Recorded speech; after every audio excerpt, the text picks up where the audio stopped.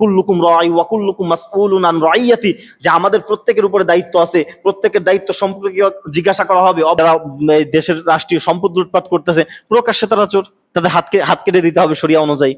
এখন এইটা যদি দেখা যায় যে প্রকাশ্যে যদি কেউ বলতে যায়, তাহলে বলা হবে কি জানেন, সে হইতেছে জঙ্গি, সে হইতেছে টেরোরিস্ট। যদি সাহাবা একরামের আদর্শ নিজেদের ভিতরে লালন করে, সাহাবা একরামের আদর্শ নিজেরা বাস্তবায়ন করতে চায়, তাহলে তাকে বলা হবে সাম্প্রদায়িক।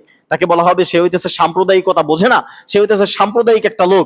সে নিজের ধর্মকে সে গোলামি করে, নিজের ধর্মকে সে বাস্তবায়ন করতে চায়, অন্য কাউকে সে ভ্যালু করে না, অন্য কাউকে সে গোনে না। আরে ভাই, আমি মুসলিম হিসেবে আমার কাছে একমাত্র মনোনীত ধর্ম হইতেছে ইসলাম। আল্লাহ তাআলা বলতেছেন ইন্নাদ দীন ইনদাল্লাহিল ইসলাম, আমার কাছে একমাত্র মনোনীত ধর্ম ইসলাম। তাহলে আমি অন্য ধর্মকে কেন গুনবো, অন্য ধর্মকে কেন আমি মানবো? হ্যাঁ, তার ধর্ম সম্পর্কে আমি প্রকাশ্যে কোনো খারাপ কথা বলবো না, তাকে আমি দাওয়াত দিব, তাকে আমি হেউ করব না, কিন্তু তার ধর্ম যে আমাকে মনে করতে হবে যে সকল ধর্ম সমান, সেকুলারিজমের যে মূল মন্ত্র আছে, ধর্ম বর্ণ নিরপেক্ষতা, ধর্ম নিরপেক্ষতার যে স্লোগান আছে, সমস্ত ধর্ম হইতেছে সমান, এমন চিন্তা ভাবনা যদি আমার ভিতরে আমি লালন করি, তাহলে আমি ঈমানদার না। কারণ যেখানে আল্লাহ তাআলা বলতেছেন আমার কাছে একমাত্র মনোনীত ধর্ম ইসলাম, সেখানে আমি কিভাবে বলি যে দুনিয়ার সমস্ত ধর্ম সমান, দুনিয়ার সমস্ত ধর্ম এক?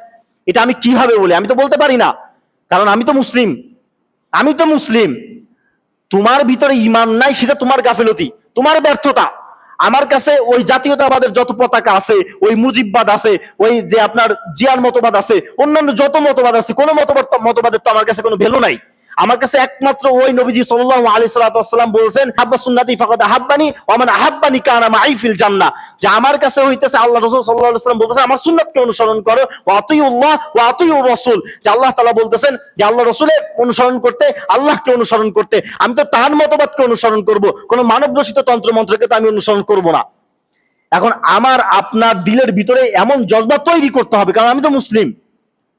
আমি এক কথা হইতেছে, কারণ হইতেছে আমি মুসলিম। আমি যে শরিয়া কেন মানবো, এটার একমাত্র কারণ আমি মুসলিম। আমার শরিয়া মানতে হবে, শরিয়ার বাহিরে আমি যাব না। যদি শরিয়ার বাহিরে আমি যাই, তাহলে আমার ভিতরে আর ওই হিন্দুর ভিতরে পার্থক্য থাকলো কি? সে প্রকাশ্যে মূর্তি পূজা করতেছে, আর আমি হইতেছে প্রকাশ্যে ওই মানুষ পূজা করতেছি।